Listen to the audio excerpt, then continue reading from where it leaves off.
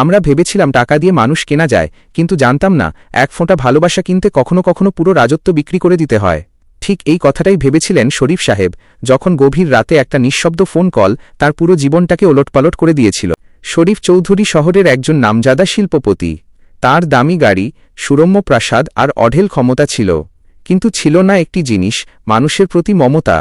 তার কাছে সম্পর্কের একমাত্র মাপকাঠি ছিল অর্থ। এক শীতের সকালে শরীফ সাহেবের গাড়ি চালক কাশেম ভুলবশত গাড়ির কাছে একটু দাগ ফেলে। ব্যাস, তুচ্ছ এই ভুলের জন্য শরীফ সাহেব ড্রাইভারের কোনো কথা না শুনেই শত মানুষের সামনে তাকে অপমান করে চাকরিচ্যুত করেন।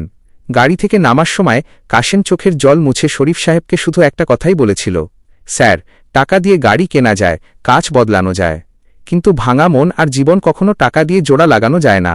একদিন আপনারও এমন কিছুর প্রয়োজন হবে যা টাকা দিয়ে কেনা যায় না। শরীফ সাহেব তাচ্ছিল্যের হাসি হেসে গাড়ির দরজা লাগিয়ে চলে গেলেন। ঠিক 5 বছর পর শরীফ সাহেবের জীবনে হঠাৎ নেমে এলো কালবৈশাখী ঝড়। ব্যবসায় বিশাল জালিয়াতির শিকার হয়ে তিনি প্রায় নিঃস্ব হয়ে পড়লেন। কিন্তু তার চেয়েও বড় ধাক্কা অপেক্ষা করছিল তার ব্যক্তিগত জীবনে। তার একমাত্র মেয়ে রিয়া হঠাৎ এক বিরল ব্যাধিতে আক্রান্ত হয়ে হাসপাতালে ভর্তি হল। ডাক্তার জানিয়ে দিলেন, জরুরি ভিত্তিতে 1 ঘণ্টার মধ্যে একটি বিরল রক্তের গ্রুপের রক্তের প্রয়োজন, নইলে রিয়ার জীবন বাঁচানো সম্ভব নয়। শরীফ সাহেব টাকার থলে নিয়ে পুরো শহরে ছোটাছুটি শুরু করলেন। ব্লাড ব্যাংক, ধনী বন্ধু বান্ধব, পরিচিত ডাক্তার, সবাইকে বিপুল অঙ্কের টাকার প্রলোভন দেখালেন। কিন্তু রক্তদাতা তো দূরের কথা, কোনো ধনী বন্ধু তার ফোনও তুলল না।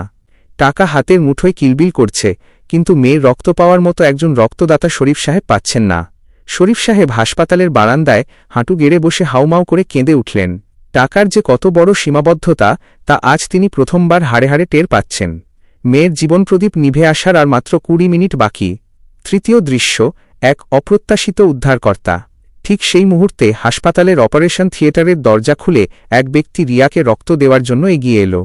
রক্তদান শেষ হলে ডাক্তার বাইরে এসে শরীফ সাহেবকে বললেন, আপনার মেয়ে এখন সম্পূর্ণ বিপদমুক্ত। এই মানুষটি ঠিক সময়ে এসে রক্ত না দিলে হয়তো আমরা মেয়েটিকে বাঁচাতে পারতাম না। শরীফ সাহেব চোখ মোছার আগেই ধন্যবাদের জোয়ারে ভাসাতে লোকটির দিকে এগোলেন। লোকটির চেহারা দেখে শরীফ সাহেব যেন বজ্রাহত হলেন। এ যে আর কেউ নয়, 5 বছর আগে অপমানের শিকার হয়ে চাকরি হারানো ড্রাইভার কাশেম। শরীফ সাহেবের হাঁটু কেঁপে উঠল। তিনি পকেট থেকে মোটা এক বান্ডিল টাকা বের করে কাশেমের দিকে বাড়িয়ে দিয়ে রুদ্ধকণ্ঠে বললেন, ও কাশেম, আমাকে ক্ষমা করে দাও, আমি তোমার এই ঋণ জীবনে মেটাতে পারব না। এই টাকাগুলো তুমি নাও। কাশেম শরীফ সাহেবের হাত দুটো আস্তে করে নামিয়ে দিল।